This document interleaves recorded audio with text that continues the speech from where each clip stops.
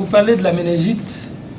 Nous savons que c'est une maladie terrifiante, mais également le paludisme. Pourquoi la méningite et pourquoi pas un vaccin contre le palu? Est-ce que ça vous préoccupe? Les enfants qui meurent de palu dans les 24 heures. La méningite, c'est 48 heures. Merci.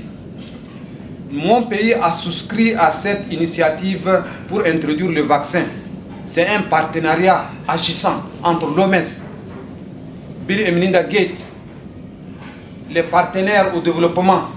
Ce vaccin qui coûte ailleurs 65 000 francs CFA est introduit au Tchad pour 200 francs CFA. C'est une opportunité, une perche. La tranche d'âge ciblée est de 1 à 29 ans. Ça, c'est la tranche d'âge valide. Autrement dit, les morts de paludisme ne vous intéressent pas. Les morts de paludisme sont prises en compte. Nous avons développé un programme anti-paludisme qui marche très bien au Tchad. Mais il y a des morts et qui a fait ses preuves. Vous êtes au courant. Oui. Merci. Ma question s'adresse au ministre de la Santé du Tchad. La campagne donc va démarrer dans une semaine dans notre pays, pendant qu'on apprend que 2 jeunes Camerounais sont décédés pendant la campagne. Comment vous allez faire pour rassurer la population, pour faire vacciner les enfants? Et de 2, on dit que la cause de ces décès n'est pas déterminée. Pourquoi ne pas arrêter la campagne? Je vous remercie.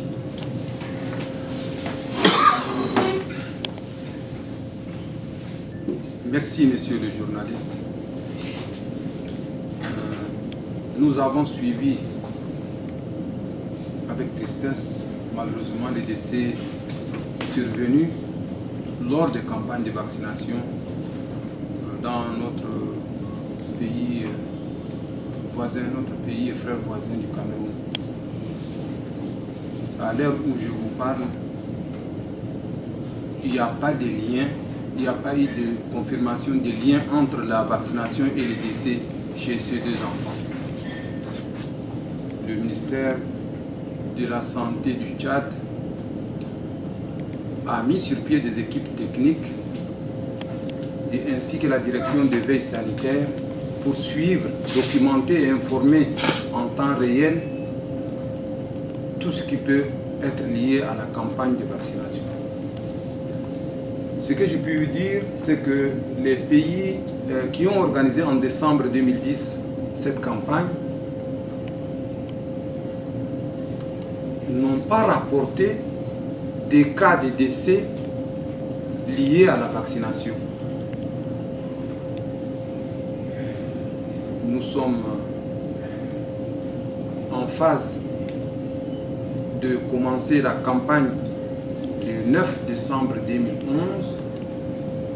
et nous sommes confiants de la qualité, de l'efficacité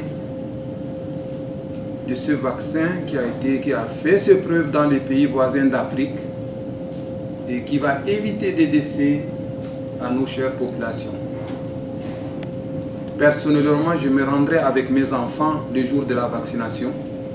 Je les ferai vacciner devant les caméras, devant vous, messieurs les journalistes. Et j'invite toute la population à être présente lors de cette vaccination. La dernière question. Oui. La question s'adresse au ministre de la Santé. Moi, c'est Dr Wadak, je suis le directeur général des activités sanitaires. Et alors, docteur, qu'est-ce que ça vous a fait de participer à cet atelier? C'est un atelier très intéressant. Nous avons beaucoup appris, on a beaucoup échangé avec les autres. Et ce qui est bien est que vraiment, je me suis très bien préparé pour répondre aux questions de la population par rapport à la veille de la campagne sur la méningite. Je suis M. Nato Ingar Neomanga. Je suis le directeur général des ressources et de la planification du ministère de la Santé publique. Et qu'est-ce que ça vous a fait de participer à cet atelier sur les communications de crise? Oh, on ne s'attendait pas à une telle surprise. Quand vous êtes arrivé, nous on pensait que la communication concerne que les communicateurs. Mais en réalité, ça nous arrange beaucoup plus dans notre vie professionnelle. On a beaucoup appris en 2 jours. Mais je souhaite que s'il y a une autre occasion, je souhaiterais vivement que vous reveniez encore pour qu'on se perfectionne davantage. Alors, vous pouvez vous introduire, s'il vous plaît? Bonjour madame, je m'appelle Jésus Lebna Adam. Je suis le responsable du bureau Information, Éducation et Communication du ministère de la Santé publique du Tchad. Et qu'est-ce que vous pouvez nous dire sur cet atelier par rapport à vos cadres de haut niveau qui doivent parler avec les médias? Vraiment, cet atelier est très bénéfique pour nos cadres. Au départ, ils n'étaient pas tout à fait chauds et disposés à continuer jusqu'au bout. Mais après les premières matières, ils ont vraiment apprécié cet atelier. Ils étaient tous enthousiasmés. Ils avaient même presque vidé leur bureau pour venir assister à cet atelier. Ils l'ont trouvé vraiment impeccable et les a sûrement beaucoup aidés. Parce que vous savez, c'est des gens qui ont tout le temps l'habitude de se rencontrer avec la presse. Donc ils ont tous les éléments possibles pour gérer toute crise en matière de communication. Et qu'est-ce que vous direz aux représentants dans les ministères de la Santé dans les autres pays qui vont introduire MENA-FRIVA? Qu'est-ce que vous direz au sujet de l'opportunité de participer à un atelier comme ça? Ah, mais si jamais cette occasion leur sera offerte, il faut qu'ils la saisissent à deux mains. Parce que là, ce sont des occasions très rares. Et le plus souvent, nous, on démarre les campagnes sans pour autant préparer les gens à ces genres de situations. Et vous avez, c'est tout à fait normal et c'est logique. La communication, elle est souvent négligée, marginalisée, mais sans elle, on ne peut rien faire. Les techniciens, ils ont toujours cette tendance de ne pas croire à la communication. La communication, c'est une science qui est vraiment capable de s'adapter et d'aider, de soulever tous les problèmes, toutes les barrières.